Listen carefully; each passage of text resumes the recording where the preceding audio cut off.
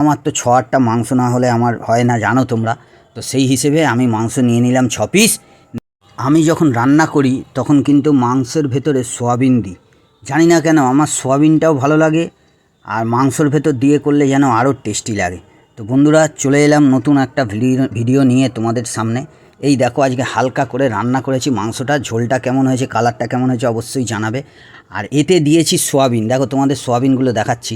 মাংস দিয়ে সোয়াবিন দিয়ে তোমরা কী রান্না করেছো জানি না, কারা কারা খেতে ভালোবাসো জানি না, তো আমার তো খুব ভালো লাগে। আজকে দেখো করেছি এরকম হালকা করে মাংস দিয়ে সোয়াবিন, আর নিয়ে নিয়েছি ভাত। তো ভাতের সাথে মাংস দিয়ে সোয়াবিন এবারে খাবো। তো এই দেখো হালকা করে ঝোল, সোয়াবিন, মাংস।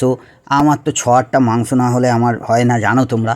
তো সেই হিসেবে আমি মাংস নিয়ে নিলাম ৬ পিস, নিয়ে একদম হালকা করে কিছুটা সোয়াবিন নিয়ে নিয়েছি। তো তোমরা এরম রান্না করে বাড়িতে ট্রাই করে দেখতে পারো বন্ধুরা। আর ভিডিওটা কেমন লাগলো অবশ্যই জানিও বন্ধুরা। টাটা।